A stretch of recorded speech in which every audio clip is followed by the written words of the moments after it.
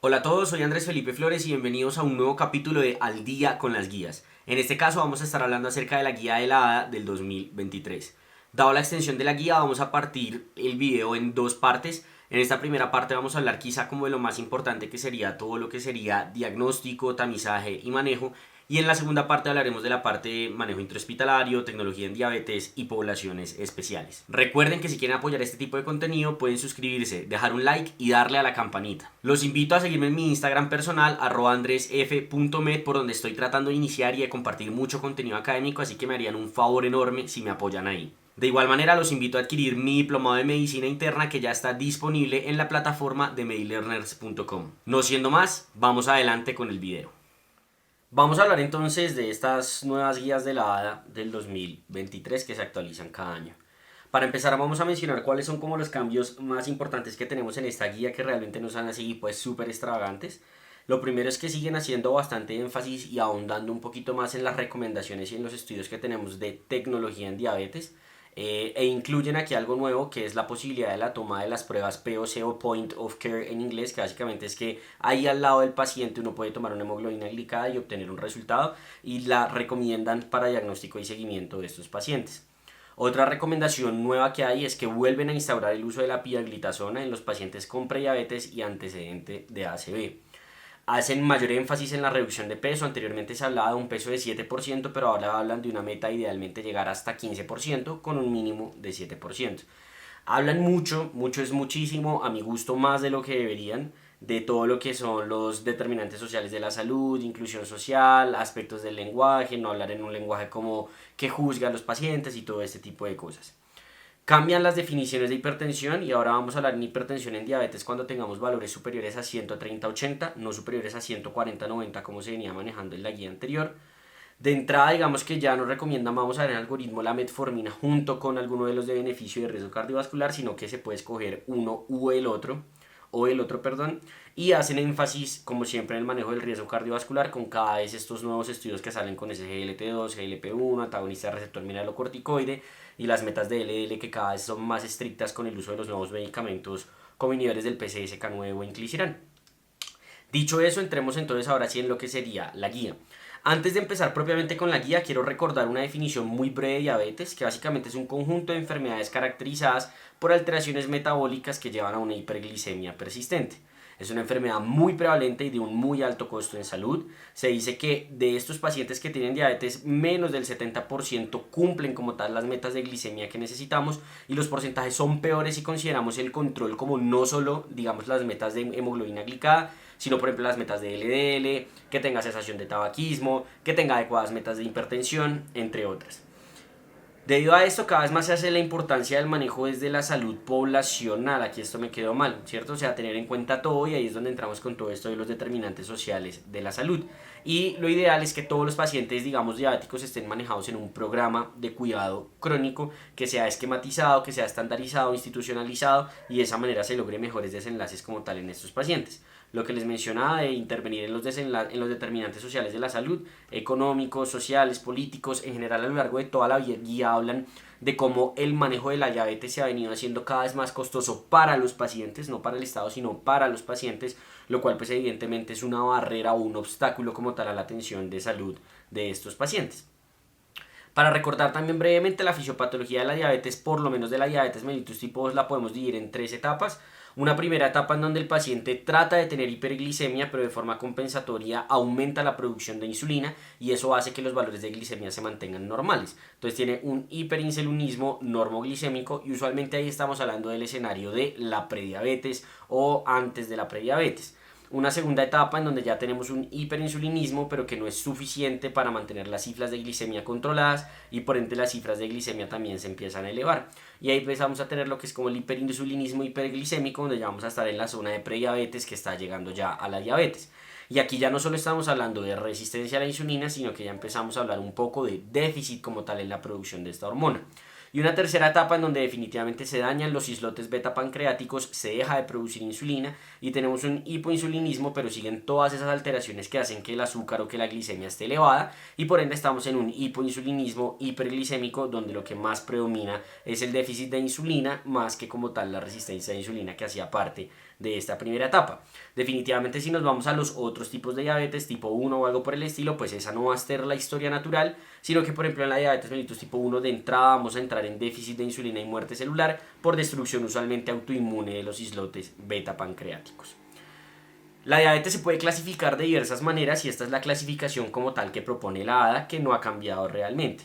Tenemos como tal la diabetes tipo 1, que es la diabetes que se debe a etiología autoinmune por destrucción como tal de los islotes beta pancreáticos, que usualmente llevan a déficit absoluto como tal de la hormona de la insulina, y aquí incluyen lo que previamente se conocía como diabetes tipo LADA o diabetes autoinmune latente de la adultez. ¿Listo? En la tipo 2, pues esta es la más común de todas. En general se dice que esta es más o menos 90% de las causas de diabetes, es la tipo 2. Básicamente es esta secuencia progresiva en donde se va dando la resistencia a la insulina y posteriormente se da el déficit de insulina y es aunado a todo un conjunto de factores de riesgo cardiovasculares que están dentro de lo que conocemos, por ejemplo, como el síndrome metabólico, la hipertensión, la dislipidemia y todo este tipo de cosas. En el grupo 3 tenemos las diabetes que son específicas, como por ejemplo las diabetes genéticas, tales como las MODY, que son las que se conocen como Monogenic Diabetic Syndromes en inglés, como por ejemplo lo que serían los desórdenes del páncreas exocrino, como pancreatitis usualmente recurrente, aunque las agudas también pueden llegar a cursar con esto, fibrosis quística, déficit de alfa-1 antitripsina, entre otras, o diabetes inducida por medicamentos o por químicos, como por ejemplo muy importante el uso de los glucocorticoides, el uso de algunos medicamentos antirretrovirales en el VIH, después de trasplante orgánico, después de trasplante de órganos, perdón, y hay muchos otros que vamos a ir a ver más adelante que pueden estar involucrados acá. Y la cuarta, o la diabetes mellitus tipo 4, que es la diabetes mellitus gestacional, que es la diabetes mellitus que se diagnostica en el segundo o el tercer trimestre del embarazo. Ahorita ya más adelante también vamos a hablar como tal de esta calificación. ¿Listo? Hablemos entonces un poquito de la tipo 2 y de la tipo 1 y al final vamos a hablar de lo que sería la genética o esos tipos 3 y lo que sería la tipo 2, ¿cierto? Lo que sería, perdón, la tipo 4, que sería la gestacional. Entonces, hablando de la tipo 2, podemos decir que la fisiopatología va a ser multifactorial, tiene un componente genético bastante importante, pero también hay muchos factores de riesgo que van a estar incluidos dentro de lo que son los factores de riesgo cardiovasculares, tabaquismo, obesidad, entre otras. Es importante saber que es una entidad cada vez más prevalente y por ende el tamizaje cada vez se recomienda más y desde el año pasado estamos hablando de un tamizaje un poco más temprano que es desde los 35 años, ya que esto se ha visto que es costo efectivo. Y tenemos que tener en cuenta que hay medicamentos que pueden inducir o que pueden potenciar este tipo de diabetes. Si la diabetes es únicamente inducida por el medicamento, pues recuerden que estaríamos hablando de una tipo 3, pero si es una tipo 2 que se empeora, que se exacerba con estos medicamentos, como por ejemplo el paciente diabético que le dio COVID, le pusieron dexametasona, que es un corticoide y se le empeoró la diabetes, pues ahí entraría a jugar parte en la fisiopatología de la diabetes mellitus tipo 2. Y aquí hay otros medicamentos, como les decía, tiazidas, antirretrovirales, antipsicóticos atípicos, entre otros. El problema de la diabetes es que si bien puede generar diversos síntomas, esos síntomas usualmente van a estar relacionados a cuando ya tenemos o un déficit en la producción de insulina, que es lo que conocemos como fallo de célula beta, o cuando empezamos a tener ya complicaciones asociadas a la diabetes, neuropatía, retinopatía, entre otras. Dado que lo que queremos es que no diagnostiquemos a los pacientes en esos estadios avanzados de la enfermedad cuando ya es sintomática, lo que se busca es hacer precisamente un tamizaje para diagnosticarlos de forma más temprana.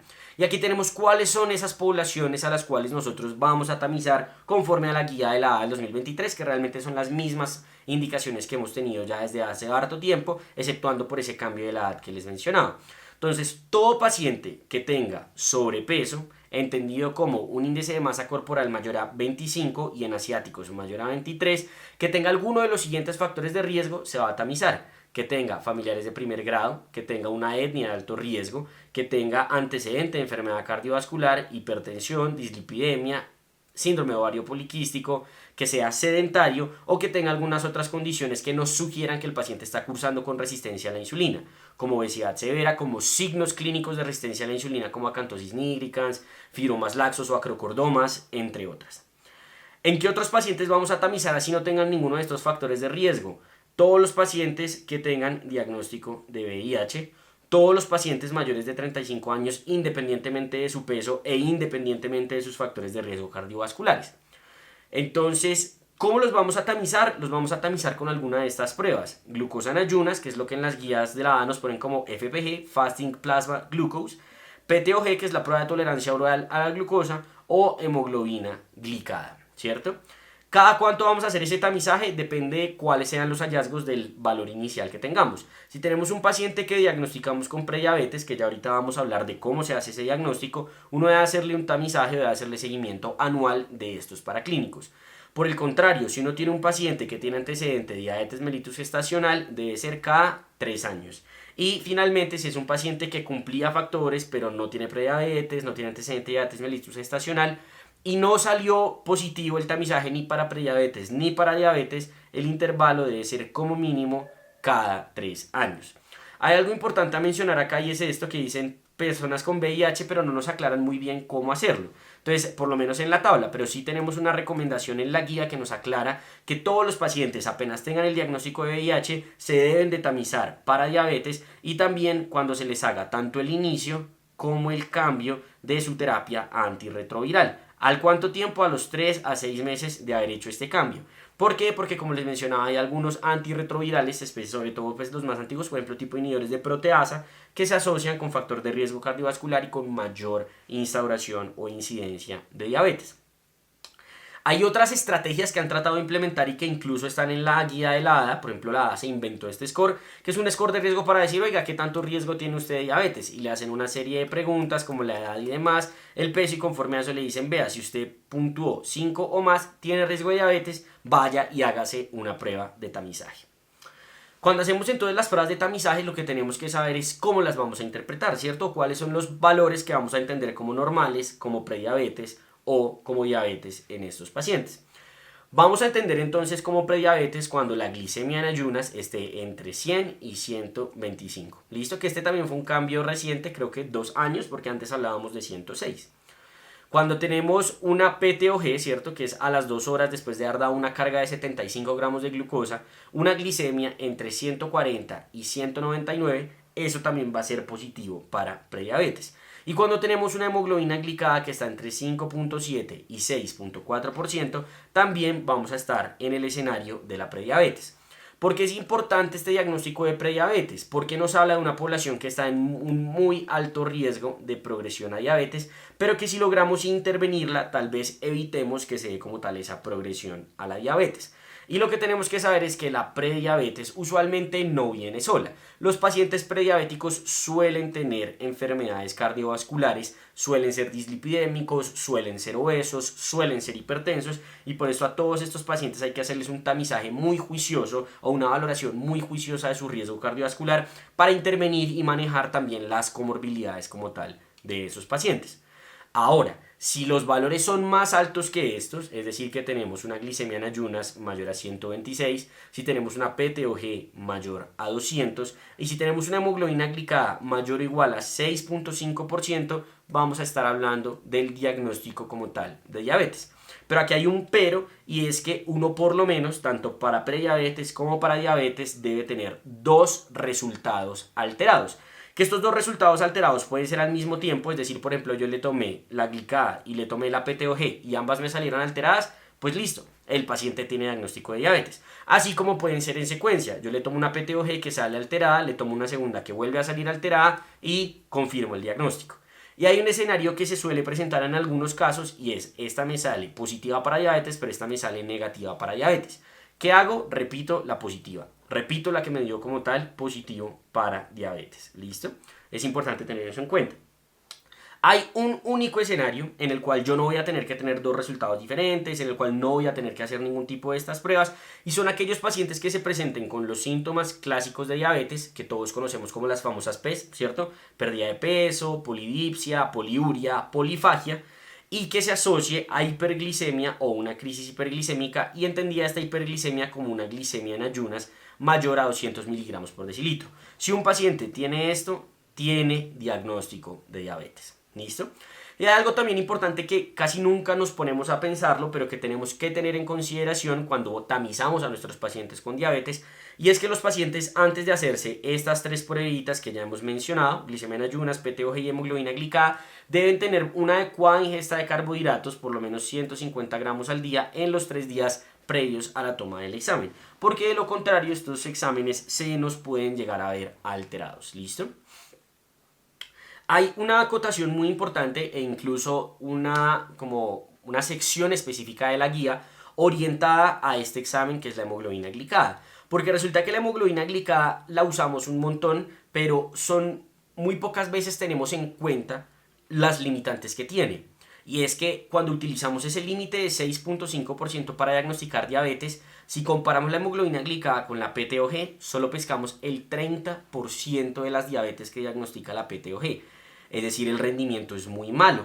Sin embargo, a pesar de esto, se sigue considerando, se sigue utilizando como diagnóstico. Pero el mensaje con esto que quizá podríamos decir es, si van a tamizar, quizá no sea una muy buena idea tamizar con hemoglobina glicada. Tal vez sea mejor tamizar con glicemia en ayunas o con una PTOG, que la PTOG de hecho es la más sensible y específica. Y es por lo menos con la que a mí me gusta, si voy a tamizar a alguien, hacerle la tamización de forma ambulatoria. De igual manera, la hemoglobina glicada es muy útil en el manejo de la diabetes, no tanto para el diagnóstico, sino para el control de los pacientes. Como vamos a ver ahorita, las metas y cómo estandarizamos qué tan bien controlado no está nuestro paciente está basado precisamente en este examen. Este examen además tiene múltiples elementos que afectan su medición, como la raza, la anemia, el embarazo, la enfermedad renal crónica, la transfusión reciente, el uso de eritropoyetina, los escenarios postparto y la terapia antirretroviral. ¿Y por qué? Básicamente porque la hemoglobina glicada, cuando uno se pone a leer qué es, básicamente es que aquí tenemos los glóbulos rojos andando por la sangre y la glucosa que está en la sangre coge a veces y se pega de manera no enzimática a las proteínas, en este caso a la hemoglobina. Y como el glóbulo rojo tiene una vida media de aproximadamente 120 días, es basado, digamos, como en esta vida media que determinamos cómo ha estado el comportamiento de la glicemia del paciente en los últimos meses. ¿Qué es lo que pasa? Si entonces yo tengo enfermedades que prolongan la vida media del eritrocito, ¿cierto? Como por ejemplo la enfermedad renal crónica, o que acortan la vida media del eritrocito, como por ejemplo en la anemia, pues eso me puede afectar la medición o estandarización que hay para la interpretación de la hemoglobina glicada. Así como tiene, pues digamos, como todo esto malo que les he venido contando, también tiene beneficios, como por ejemplo que no requiere ayunas, que es una medición más estable y pues digamos basado en todo esto, lo que está clarísimo y lo que deja muy clara la guía de la 2023 es que cuando utilicemos una hemoglobina glicada, incluyendo esos point of care testing que les mencionaba al inicio de la presentación, estas deben ser una prueba estandarizada y autorizada, pues ellos hablan de la FDA porque es Estados Unidos.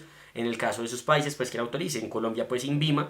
Pero lo importante es que sea una prueba estandarizada y autorizada que nos permita por lo menos estar lo más seguros posibles de que está bien tomada y que es interpretable esa prueba. ¿Listo? Saliendo entonces de esta parte como de diabetes mellitus tipo 2 y diagnóstico de la misma, hablemos un poquito de diabetes mellitus tipo 1 antes de ponernos a hablar en el manejo como tal de esta enfermedad. La diabetes mellitus tipo 1 es una enfermedad que cada vez es más prevalente, ¿cierto? Y cada vez más tenemos una mayor evidencia de beneficio de tamizaje en personas en riesgo. ¿Quiénes son las personas en riesgo? Familiares en primer grado, de los pacientes que tienen, por ejemplo, diabetes mellitus tipo 1, o, sí, pues básicamente sería como lo que tendríamos que tener eso en consideración.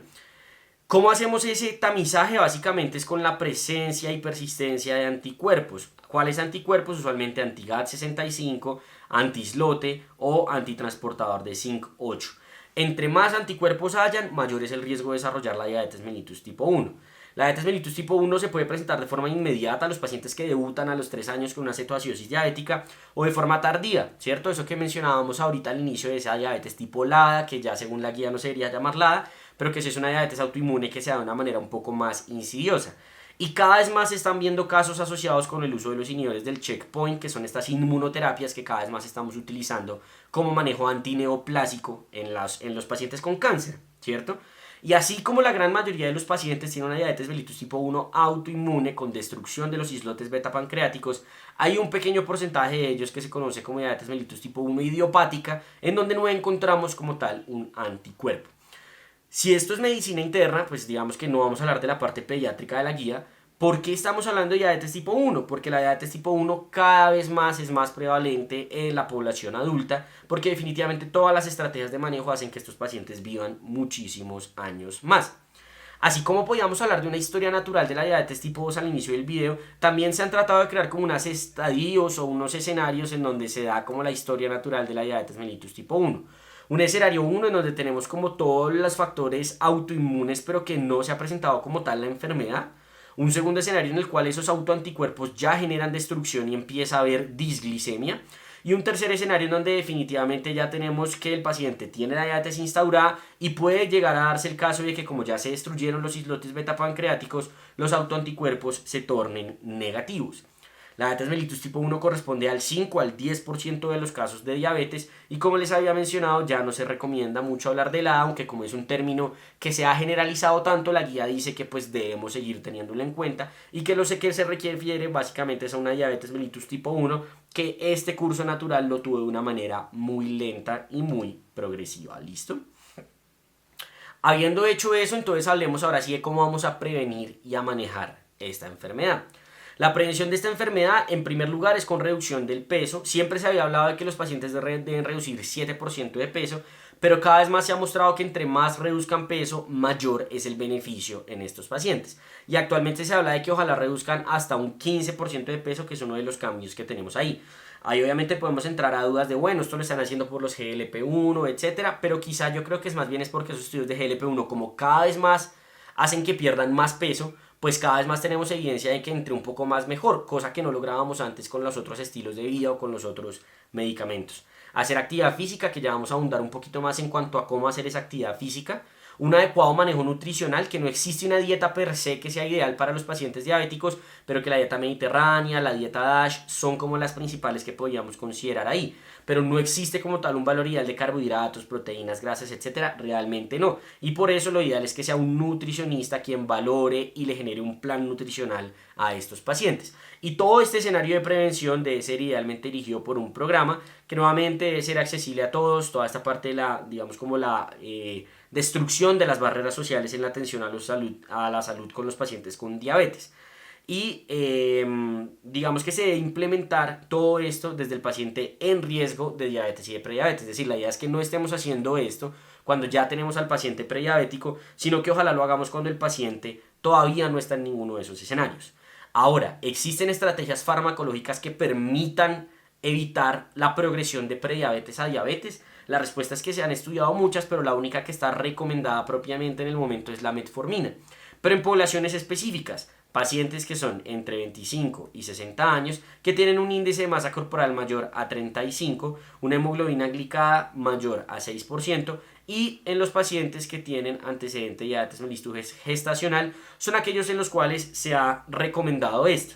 ¿Por qué? Porque es en estas poblaciones en las cuales la metformina alcanza a tener una reducción del riesgo semejante a lo que la tiene los cambios en estilo de vida, cosa que no tenemos en las poblaciones que no cumplen estos requisitos que les estaba mencionando. ¿Cómo vamos a hacer entonces esa prescripción del ejercicio en los pacientes? Lo ideal es que sean 150 minutos de actividad física a la semana divididos en varias sesiones con máximo 75 minutos de fuerza y el resto que sea aeróbico y puede ser pues todo aeróbico. En pacientes vigorosos, jóvenes que logran hacer un ejercicio fuerte, digámoslo así, se recomienda que incluso podrían hacer no 150 sino 75 minutos. Bueno, hay que tener en cuenta que los pacientes que manejan insulinas, es decir, todos los tipo 1 y los tipo 2 que ya estén en ese escenario, que están requirientes o que son insulino requirientes, hay un riesgo bastante importante de hipoglicemia asociada al ejercicio, por lo cual todos los pacientes deberían tener medición de glicemia antes de iniciar el ejercicio. Y lo ideal es que si están por debajo de 140, sobre todo por debajo de 100, pues se aguanten un poquito, coman algo y luego sí hagan como tal el ejercicio. Y hay que tener también consideración a la hora de prescribir el ejercicio en el impacto que puede tener el ejercicio en las complicaciones asociadas por la diabetes. Por ejemplo, que el ejercicio vigoroso puede aumentar el riesgo de hemorragia vítrea en los pacientes con retinopatía avanzada, sobre todo cuando es proliferativa de alto riesgo. O que, por ejemplo, el paciente que tiene neuropatía diabética, quizás hacer un ejercicio puede ponerlo en riesgo de tener lesiones, ya que el paciente tiene pérdida de la sensación protectora.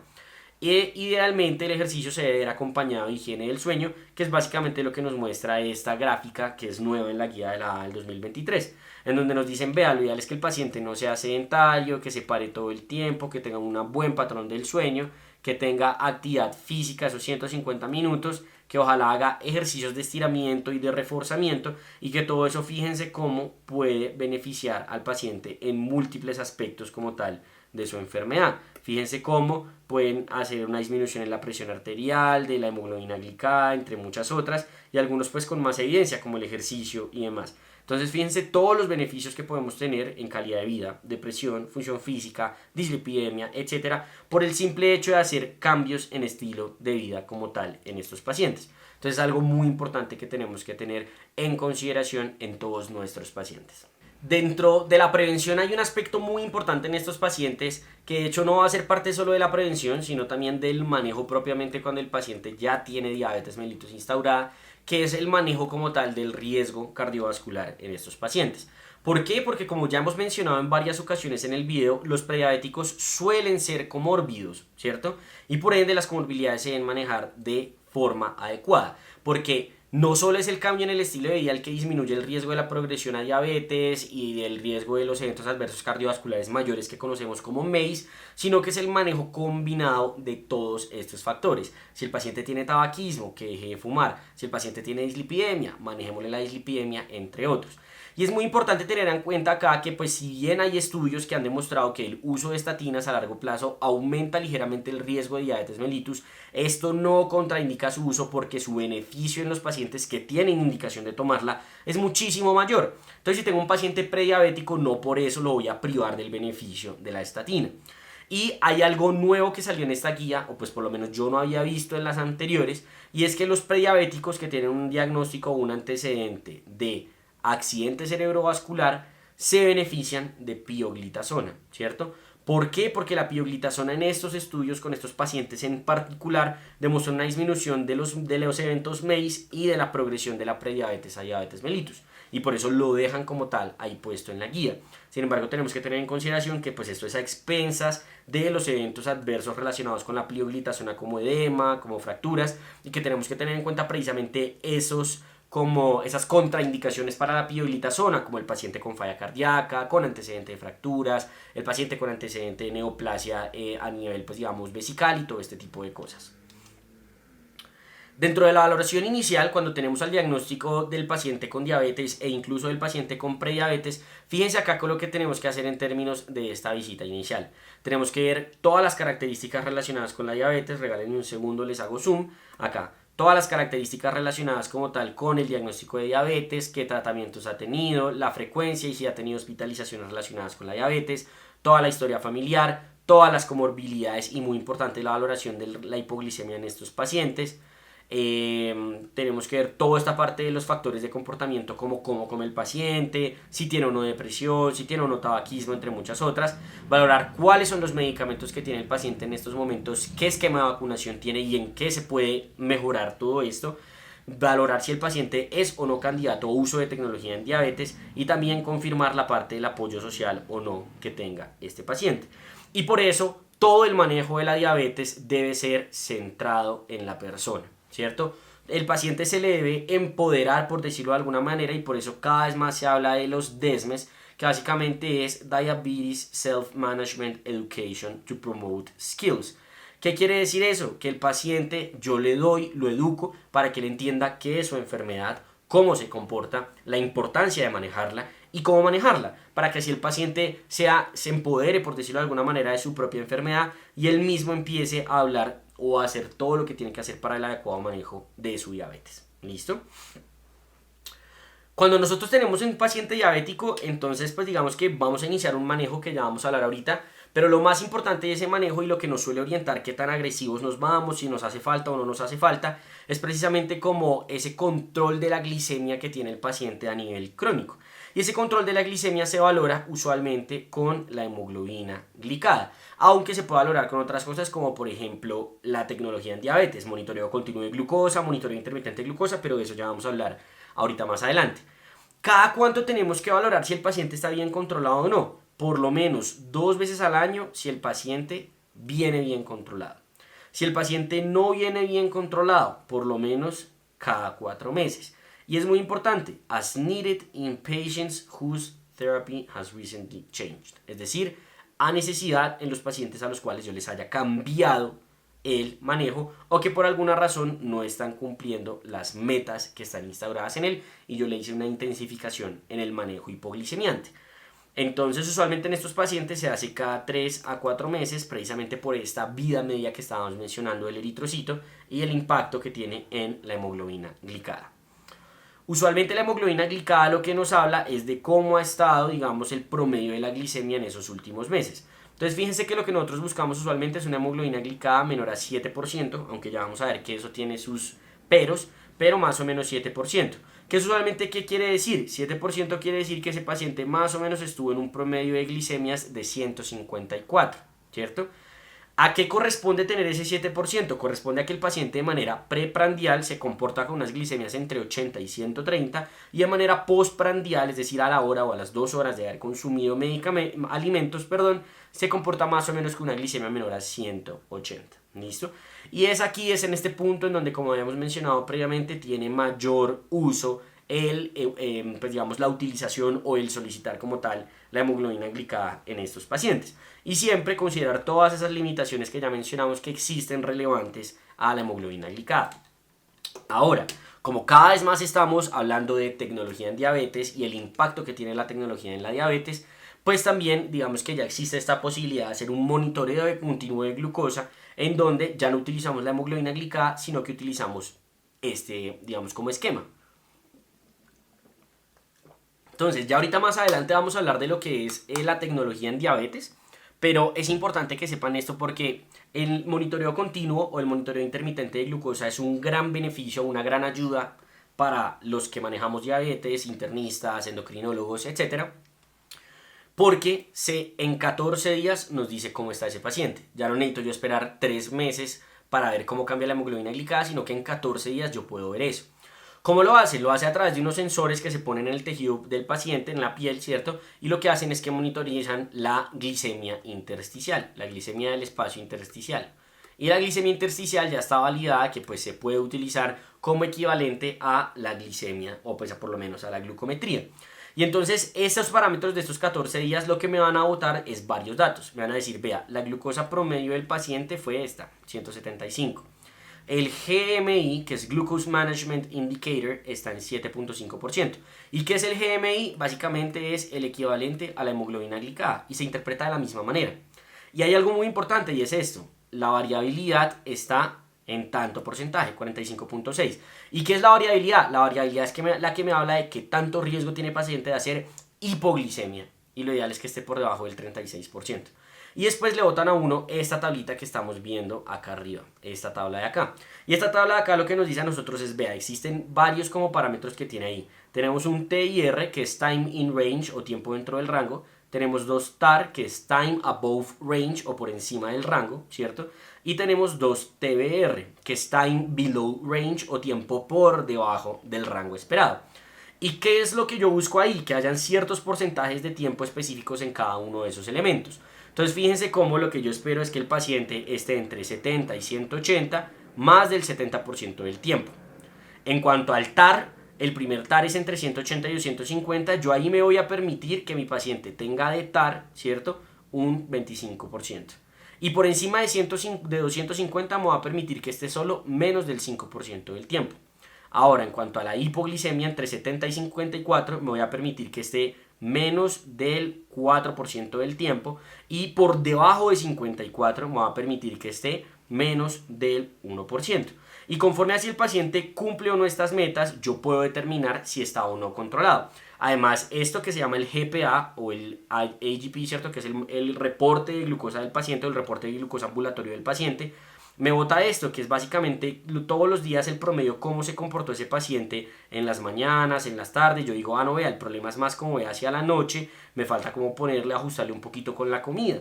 Y puedo ver específicamente día a día qué fue lo que pasó cuando estuvo en hipoglicemia, cuando estuvo en hiperglicemia y conforme a eso tratar de determinar y hacer un adecuado control de los pacientes. Pero nuevamente para esto necesito tecnología en diabetes y es algo que no todos nuestros pacientes tienen. Ahora, a los pacientes hay que individualizarlos, porque como les mencionaba ahorita, ese 7% de la hemoglobina glicada tiene sus peros, y es que yo no puedo pretender que todos los pacientes van a estar en ese control, porque la hemoglobina glicada de 7% es lo que se conoce entre comillas como un, manejo intensivo de la glicemia, y surge de algunos estudios que vamos a hablar ahorita más adelante. Pero yo tengo que tener en cuenta varios factores, como por ejemplo, cuál es el riesgo de hipoglicemia de mi paciente. cuánto tiempo lleva mi paciente con la enfermedad, cuál es su expectativa de vida, qué tantas comorbilidades tiene, qué complicaciones cardiovasculares o qué complicaciones de la diabetes ya tiene instauradas, qué quiere el paciente y cuál es su red de apoyo. Porque conforme a eso yo voy a decir, listo, si es un paciente promedio que está bien, tiene buena expectativa de vida, no es muy viejito, ni nada por el estilo, de 7%. Pero si es ese paciente que ya tiene instaurada casi todas las complicaciones de la diabetes, que es anciano, que su expectativa de vida es menor a 10 años, pues ¿por qué me voy a poner tan estricto en el manejo de la glicemia poniéndolo en un mayor riesgo de hipoglicemia? Pues en ese paciente vámonos con 8%. Ahora, si es el paciente joven, recién diagnosticado, 30 años, está motivado, no quiere que le den complicaciones asociadas a la diabetes, tiene un muy bajo riesgo de hipoglicemia, pues venga, vámonos más estrictos. Pongámosle 6.5% a ese paciente. Entonces hay que individualizarlos, ¿cierto? Y es muy importante saber que esto es dinámico, es decir, pues el paciente puede empezar con una meta de 7, pero si las cosas no salen muy bien en su vida, pues puede que yo también tenga que pasarme a una meta de 8. O por ejemplo, yo estaba súper bien con mi paciente de 6.5%, pero me doy cuenta que el paciente tuvo hipoglicemia y fue una hipoglicemia severa, o el paciente tiene hipoglicemia inadvertida, que ya vamos a hablar un poquito más adelante de eso, pues venga, 6.5% definitivamente ya no es una opción y tengo que subirme un poquito en el control que le estoy dando a ese paciente. ¿Por qué es importante este control? Y porque cada vez más se habla de la importancia de la hemoglobina glicada y cada vez más se hace énfasis en esto del monitoreo continuo de glucosa, el perfil ambulatorio de glucosa del paciente con esos monitoreos continuos. Y es que definitivamente está claro y está demostrado que cuando tenemos un adecuado control glicémico tenemos una reducción de las complicaciones microvasculares de la diabetes. Entiéndase retinopatía, nefropatía y neuropatía diabética. ¿En quién lo han demostrado eso? Pues todos estos pacientes. Y por eso es como importante controlar a estos pacientes de manera temprana para evitar que desarrollen como tal estas complicaciones. Ahora, esto también está demostrado en diabetes mellitus tipo 1, pero la duda que siempre ha quedado es, venga, ¿y será que también tener ese monitoreo estricto, ese control estricto de la glicemia mejora las complicaciones macrovasculares del paciente? Entiéndase falla cardíaca, enfermedad cardiovascular aterosclerótica, entre otras. Y la respuesta es que en diabetes mellitus tipo 1 sí, pero en diabetes mellitus tipo 2 definitivamente por ahora no tenemos evidencia de que eso sea así. Estos son los estudios más famosos de diabetes mellitus tipo 1, si en algún momento se los preguntan en su vida, DSCT, EDIC, que básicamente mostraron eso, que tener un control estricto disminuye complicaciones micro y macrovasculares. Ahora, el UKPDS, que quizás es el más grande que tenemos en los pacientes diabéticos, aunque también está el ACORD, entre otros, lo que ha mostrado es que parece que no hay beneficio a nivel cardiovascular, es decir, no hay beneficio en complicaciones macrovasculares de tener un control estricto de la glicemia. Y basado en esto es que entra, y que ahorita es tan importante, esta reducción que se ha mostrado con el riesgo cardiovascular de los SGLT2 y los GLP-1, que vamos a hablar ahorita más adelante. Listo. Teniendo entonces claro cómo diagnostiqué a mi paciente, toda esa valoración inicial que le hice, cómo lo eduqué y demás, entremos ahora sí en cómo le voy a manejar la diabetes a mi paciente. Y lo primero que tengo que saber es cuáles son las herramientas que tengo. Antes de ponernos a hablar de insulinas, vamos a hablar de los antidiabéticos orales o hipoglicemiantes orales, como les quieran decir, que aquí se nos metió uno que no es oral, que es el GLP-1, porque los GLP-1 son subcutáneos, ¿cierto? Entonces estos son los medicamentos que tenemos disponibles en estos pacientes. Tenemos los inhibidores del SGLT2, que básicamente lo que hacen es inhibir el cotransportador de sodio-glucosa a nivel del túbulo contorneado proximal. ¿Y qué hace eso? Básicamente que uno orine azúcar y por ende que se le baje la glicemia en la sangre.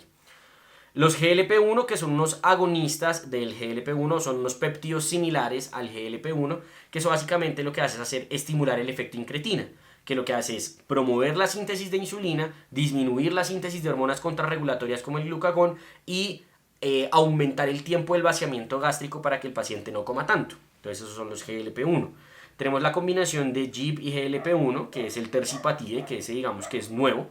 Tenemos los inhibidores del DPP-4, que lo que hacen es inhibir a la dipeptidilpeptidasa 4, que es precisamente la enzima que se encarga de degradar a el GLP-1 y en general a las incretinas. Entonces va a tener efecto incretina también.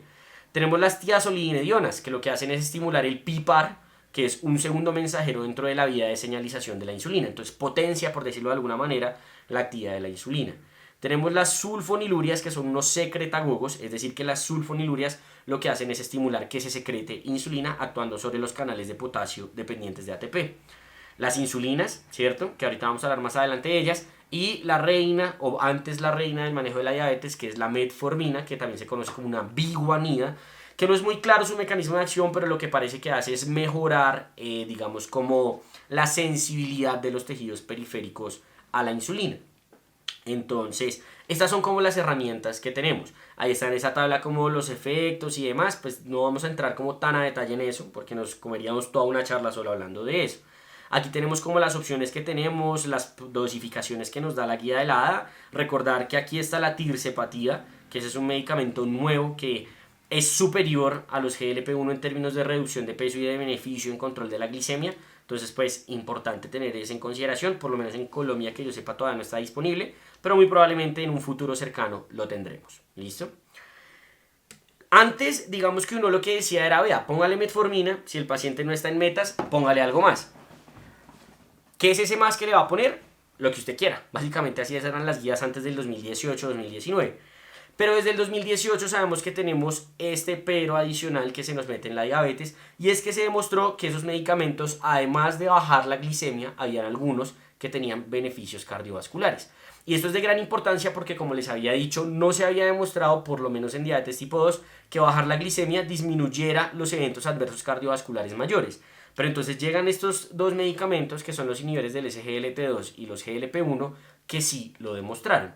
Específicamente en el ISGLT2 tenemos el Emparrec con empaglifosina, el Canvas con canaglifosina, el Diclertimi con dapaglifosina, que hay que hacer la, digamos, como acotación de que ese timi es porque solo en pacientes post-infarto, y el Vertis con ertuglifosina, que el Vertis está con este asterisco porque fue el único que no sirvió. Todos los demás, empaglifosina, canaglifosina y dapaglifosina, en pacientes específicamente infartados, le fue muy bien. ¿Muy bien en qué sentido? En el sentido de que disminuyó esos eventos adversos cardiovasculares mayores. ¿Qué es lo que pasa aquí? Que es muy importante que tengamos en cuenta. Cuando yo hago un estudio, ¿cierto? Randomized Clinical Trial, yo tengo un outcome primario. ¿Qué quiere decir esto? Que el estudio yo lo diseñé para demostrar esto. Y basado o a raíz de este outcome primario, yo puedo tener distintos outcomes secundarios, ¿cierto? Entonces, en estos pacientes, pues digamos que teníamos la parte del riesgo cardiovascular acá, pongámoslo así. Pero en los outcomes secundarios metieron factores de riesgo, desenlaces relacionados con falla cardíaca y desenlaces relacionados con enfermedad renal crónica. Y resulta que les fue muy bien. ¿Cuál es el problema? Que yo con este estudio no puedo concluir que el medicamento sea bueno para esto, porque el estudio yo lo diseñé fue para esto. Entonces yo puedo concluir esto, pero no puedo concluir todavía esto. ¿Listo? Importante. Basado en eso, entonces digamos que los SGLT dijeron, venga, como les fue también en falla cardíaca y les fue también en enfermedad renal crónica, hagamos estudios específicos de enfermedad renal crónica y de falla cardíaca. Específicos de enfermedad renal crónica tenemos el Credence, que es con canaglifosina, el DAPA-CKD, que es con dapaglifosina, el Escorret, que es con sotaglifosina, y el Empaquidni, que es con empaglifosina. Y mostró que efectivamente sirve, disminuye la progresión de enfermedad renal crónica en los pacientes diabéticos. Y lo mismo hicieron entonces para falla cardíaca, y salió el DAPA Heart Failure, que es el de dapaglifosina para fracción de eyección reducida, el Deliver, que es el de dapaglifosina para fracción de eyección preservada, el Emperor, que es el de empaglifosina que tenemos estudio para FEDI reducida y FEDI preservada, y el Soloist, que es el de la sotaglifosina, que también demostraron esos beneficios en términos de falla cardíaca. Eso con los SGLT2. Ahora, con los GLP-1 también tienen sus estudios de beneficio y de riesgo cardiovascular, en donde tenemos el LEADER, que es el del liraglutide, el SUSTAIN, que es el del semaglutide, el REWIND, que es el del dulaglutide, el Amplitude O, que es el del efpeglenatide, y el Harmony, que es el del albiglutide. El Harmony aquí tiene un asterisco no porque haya servido, sino porque el Harmony sí sirvió, pero lo dejaron de producir comercialmente. ¿Por qué? Porque los GLP-1, como vamos a ver ahorita, tienen un papel fundamental en la reducción de peso y de manejo de la obesidad de los pacientes. Y el albiglutide fue el único que no les bajó peso a los pacientes. Entonces, pues las farmacéuticas dicen, si tengo un montón de GLP-1 que además de que me controlan la diabetes, me bajan peso, pues ¿qué hago yo produciendo un medicamento que solo baja la diabetes y no baja peso? Entonces lo dejaron de hacer. Tenemos el IXA y Excel, que son con exenatide y con lixisenatide, que no tuvieron beneficios, ¿listo? No demostraron ese beneficio cardiovascular, mientras que los otros sí. Acá, digamos que no se ha demostrado beneficio en falla cardíaca, ya tenemos un estudio como tal dirigido a eso, que es el FIGHT, con liraglutide, si mal no recuerdo, que nos sirvió. El semaglutide todo es subcutáneo, excepto que tenemos ahora una formulación oral, y el Pioneer 6 hasta ahora no mostró el beneficio cardiovascular con el semaglutide oral, entonces no podemos decir que el semaglutide oral tenga estos beneficios cardiovasculares. Y a nivel renal, pues todavía no tenemos estudios específicos. Viene uno que es el FLOW, pero van a terminar el reclutamiento como en 2024, entonces pues ahí vamos. Consideraciones adicionales. Digamos que después de que salen estos estudios dijeron, venga, ¿qué será que pasa si los combino? ¿Será que se suma ese beneficio cardiovascular? Que yo sepa, no hay ensayos clínicos aleatorizados que lo hayan probado, pero sí estudios observacionales que nos muestran que tal vez sí. ¿Listo? Entonces, no son excluyentes. Yo puedo empezar con uno y si nada que logra metas, puedo ponerle el otro y tal vez con eso le potencie el riesgo cardiovascular. Y es importante también saber que si bien los GLP-1 tienen ese efecto incretina, los otros medicamentos que tienen efecto incretina, que son el DPP-4, no tienen beneficio cardiovascular y no los debemos utilizar basados, pues digamos, como en ese precepto o en buscar como tal ese beneficio cardiovascular. Entonces, a raíz de lo que les acabo de mencionar, es que ha venido cambiando progresivamente esto, que es el algoritmo de manejo de la diabetes mellitus de la guía de la ADA. Y este algoritmo de manejo de la diabetes lo que nos dice, vea, es muy importante a todos los pacientes estimularles esto de la prevención, de los cambios en el estilo de vida, los DESMES que mencionábamos, manejar los factores o los determinantes sociales de la salud. Y lo que usted va a ver con el paciente diabético es si tiene o no alguna de las condiciones que le indican que sería mejor empezar con un SGLT2 o un GLP-1. Que el paciente tenga enfermedad de riesgo cardiovascular aterosclerótica establecida o que tenga un riesgo cardiovascular muy alto, ¿cierto? Que el paciente tenga falla cardíaca instaurada o que el paciente tenga enfermedad renal crónica diagnosticada. Si el paciente tiene falla cardíaca o enfermedad renal crónica diagnosticada, usted les va a empezar un SGLT2. ¿Listo? Y si después del SGLT2 usted ya no está en metas, pues póngale el GLP-1. Y después de eso usted no está en metas, pues ya póngale algo adicional, ¿cierto? Ahora, en los pacientes con enfermedad cardiovascular aterosclerótica o con alto riesgo cardiovascular, lo que nos dice la guía es póngale cualquiera de las dos. Póngale un GLP-1 o un SGLT2. Ahora, yo personalmente consideraría que el mejor a poner en este escenario es GLP-1. Porque el SGLT2 yo les conté, el Declare lo tuvieron que hacer solo en infartados, el Emparrex, si no estoy mal, solo fue en pacientes con enfermedad cardiovascular ya establecida. Entonces digamos que en ese contexto y sobre todo buscando la reducción de peso, que sería algo también muy importante en los pacientes con factores de riesgo cardiovasculares, quizá el GLP-1 tenga un poquito de ventaja. Entonces yo creería que en ese contexto y lo que he visto en la práctica clínica, por lo menos en el servicio de endocrinología en donde tengo la oportunidad de rotar, es que se decantan un poco más por los GLP-1 en este contexto. Ahora, si el paciente después de eso no está en metas, las metas ya mencionamos cómo son, 7, 6.5, 8%, pues la adición al SGLT2 y si después de eso no está en metas, pues póngale otro medicamento. ¿Listo? Ahora, si el paciente definitivamente no tiene nada de eso, solo es diabético y ya, entonces usted dice, bueno, miremos yo qué busco en ese paciente. ¿Me preocupa el peso? Si me preocupa el peso, pues empiece con un GLP-1, porque el GLP-1 va a ser el que va a dar el beneficio en términos de reducción de peso. ¿Con cuál GLP-1 va a empezar? Depende pues de qué tanto peso usted le quiera bajar. Si usted le quiere bajar mucho peso, pues semaglutide, tercipatide definitivamente. Si es más o menos, dulaglutide o liraglutide. Y si es intermedio, incluso usted puede considerar los SGLT2 porque los SGLT2 también bajan peso. No al nivel de los GLP-1, pero también lo hacen. Ahora, si el problema no es por el peso, sino que ya es el paciente normal, ya ahí considere las otras cosas, ¿cierto? Entonces mire, si por ejemplo usted quiere bajarle mucho la glicada, si por ejemplo el paciente tiene mucho riesgo de hipoglicemia, pues no le ponga sulfoniluria, no le ponga tiazolinediona, y conforme a eso usted va viendo. Pero en general digamos que lo que uno va a hacer en este contexto va a ser SGLT2 y GLP-1 en los pacientes con los factores mencionados, y en los otros usualmente yo empiezo con metformina y le adiciono algo más después de que la metformina no me sirva. Salvo que sea obeso y yo de pronto ahí le empiezo de una vez el GLP-1. Pero el punto es que tengo que individualizar a mi paciente y de entrada lo que me va a definir qué voy a utilizar es su particularidad de riesgo cardiovascular. Que eso es algo muy importante a tener en consideración porque antes, por lo menos la primera vez que salió esto del riesgo cardiovascular era ponga metformina sí o sí y analice lo demás y nos vamos con metformina y SGLT2. Fíjense que ahorita no. Ahorita empieza el SGLT2 solito, no tendría por qué ponerle metformina necesaria y obligatoriamente a ese paciente. ¿Listo? Entonces el punto es que así hacemos como la parte del manejo de la diabetes mellitus tipo 2.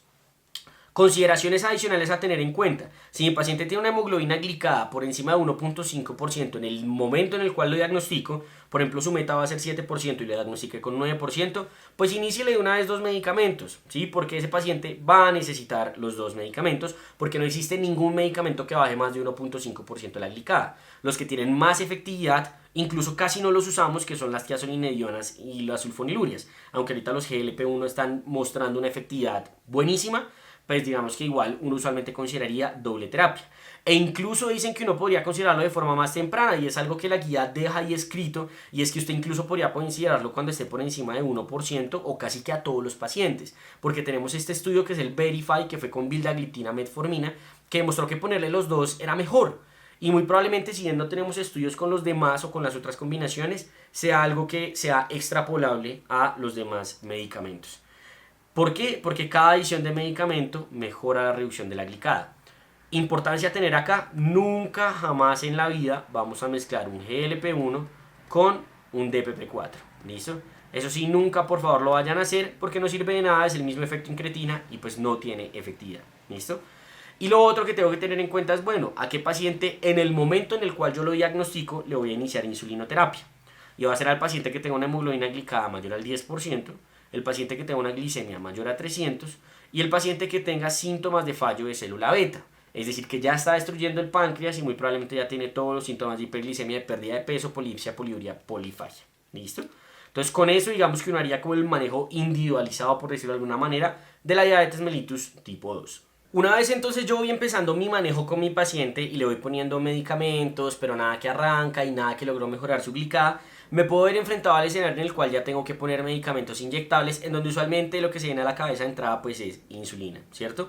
Pero que tenemos que tener en cuenta que en general yo siempre voy a preferir empezar con un GLP-1, porque los estudios con GLP-1 cada vez muestran que son superiores a la insulina, y si no puedo iniciar el GLP-1, considerar mezclar el GLP-1 con la insulina en las premezclas que tenemos, como el Sultofi o como el Soliqua.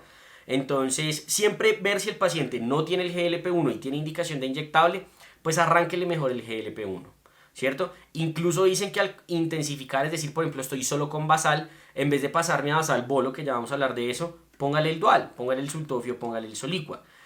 Recordar que insulinizar a un paciente o iniciar medicamentos inyectables no es indicación de retirar los medicamentos orales.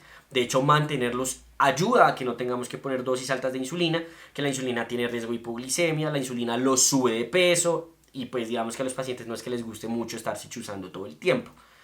Si yo definitivamente tengo que irme con insulina, preferir los análogos de segunda generación. Está clarísimo que tienen mayor seguridad, mayor beneficio en términos de hipoglicemia. Entonces lo ideal es utilizar pues no NPH, no insulina cristalina, sino o los análogos de acción ultra rápida tipo Lispro, Aspart, Glulicina, o los análogos de acción prolongada como lo sería el de Gludeco, la glargina, ¿cierto?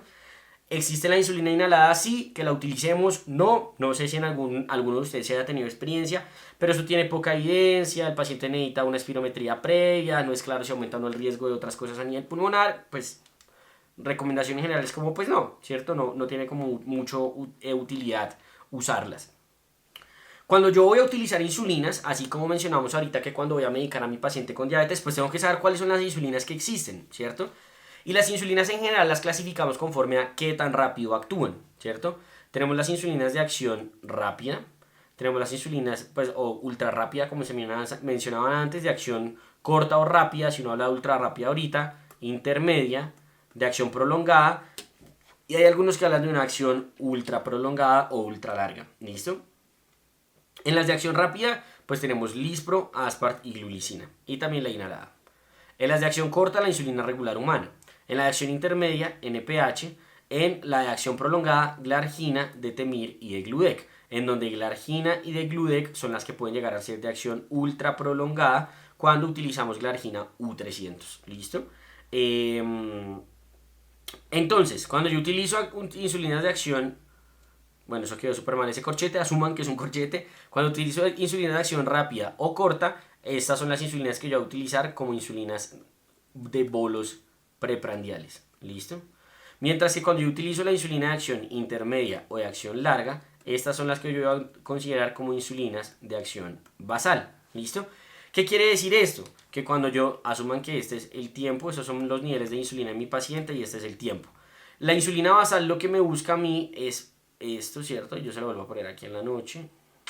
Lo que me busca a mí la insulina es que todo el tiempo mi paciente tenga unos niveles de insulina basales en su cuerpo para que no me haga hiperglicemia.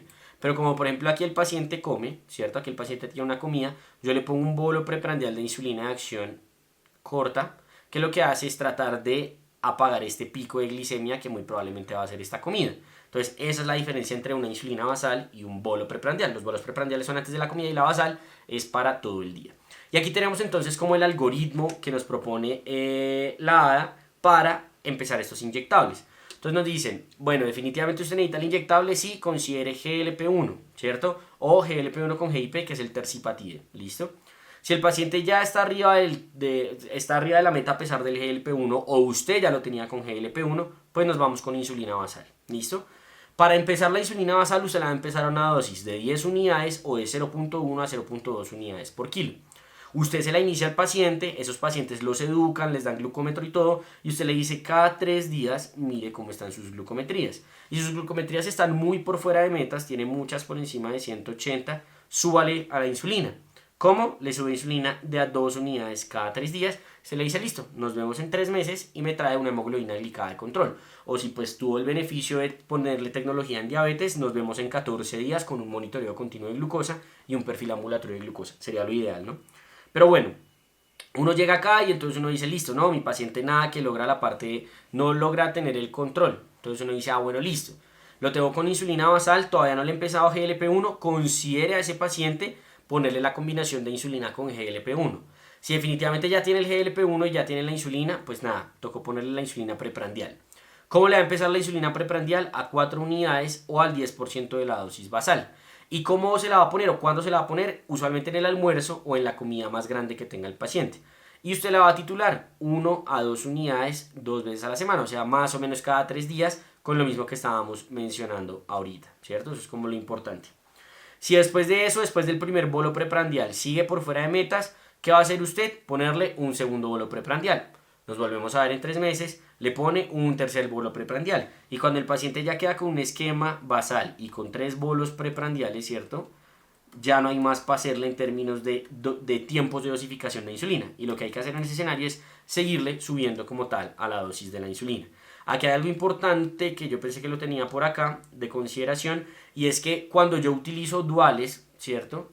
Tengo que tener en cuenta que los duales no me van a dar la dosis del GLP-1 de beneficio de riesgo cardiovascular. Es decir, esos estudios que mencionamos ahorita del líder, sustain y todo eso, son con los GLP-1 solitos. Y los duales no me dan las dosis que utilizaron esos estudios. Entonces, si yo estoy utilizando GLP-1 por la única razón de que mi paciente necesita inyectables, utilice los duales. Si yo estoy utilizando el GLP-1 por razón de que mi paciente necesita beneficio cardiovascular, eso ya no es una opción y se los tiene que dar por separados. Eso es importante tenerlo en mente. Habiendo salido entonces del manejo de diabetes tipo 2, una, digamos, como acotación corta del manejo de diabetes mellitus tipo 1. La diabetes mellitus tipo 1 se maneja con insulinas, ¿listo?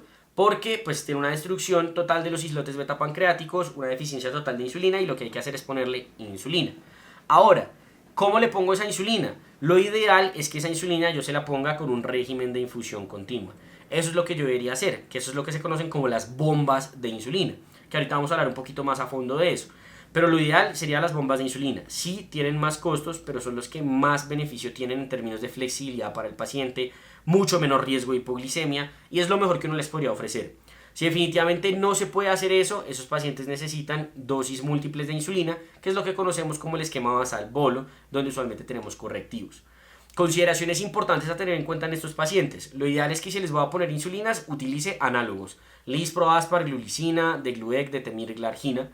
Pero lo ideal sería un sistema de infusión continua, que los sistemas de infusión continua utilizan únicamente insulinas de acción ultra rápida, es decir, análogos de acción rápida como Lispro, como Aspart o como glulicina. En estos pacientes es ideal implementar el conteo de carbohidratos. Uno tiene que educar muy bien a los pacientes, sobre todo con diabetes tipo 1, y más si les va a iniciar la tecnología en diabetes. Ahora, ¿hay algún papel o hay algún beneficio de los medicamentos orales o por ejemplo de los GLP-1 en los pacientes con diabetes mellitus tipo 1? Hay estudios con pramlintide, sobre todo en enfermedad renal, que dicen que tal vez con GLP-1 y ISGLT2 vienen saliendo algunos. Hay uno reciente del ISGLT2 que muestra que mejora o reduce, digamos, como la cantidad de insulina que hay que ponerle a los pacientes, pero de momento no hay suficiente como para poder recomendarlos. ¿Listo? Hay una aplicación muy buena si ustedes llegan a tener algún familiar o algún paciente con diabetes mellitus tipo 1 que se llama Diabetes M, en donde precisamente les ayudan con esto, del conteo de carbohidratos conforme a su ratio, sensibilidad, que eso ya son cosas, pues digamos, que se salen un poco de la revisión. Y hay una opción adicional en el manejo de los pacientes con diabetes tipo 1, que es el trasplante de islotes beta pancreáticos. No es algo que le vayamos a poner a todo el mundo, porque yo tengo un profe que dice algo muy cierto, y es que darle un trasplante a un paciente es dejarlo con otra enfermedad, y sí, porque va a estar inmunosuprimido, porque puede hacer rechazos, porque se va a infectar. O sea, eso tiene sus consideraciones. Entonces la pregunta es, ¿a qué paciente yo le voy a considerar la parte de lo del trasplante? ¿Cierto? Se lo voy a considerar usualmente al paciente que va a otro tipo de trasplantes, ¿cierto? Como por ejemplo a trasplante renal o cosas por el estilo. Voy a valorar la posibilidad de esto. Sobre todo cuando tienen complicaciones severas metabólicas, cetoacidosis, hipoglicemias severas, hipoglicemias inadvertidas. Bueno, en esos escenarios, ahí es donde yo voy a considerar de pronto el trasplante, pero pues eso sería como el resumen de la parte de lo del manejo y la prevención en diabetes. Espero que les haya gustado. Cualquier duda que tengan, déjenla en los comentarios y no siendo más, nos vemos en una próxima ocasión.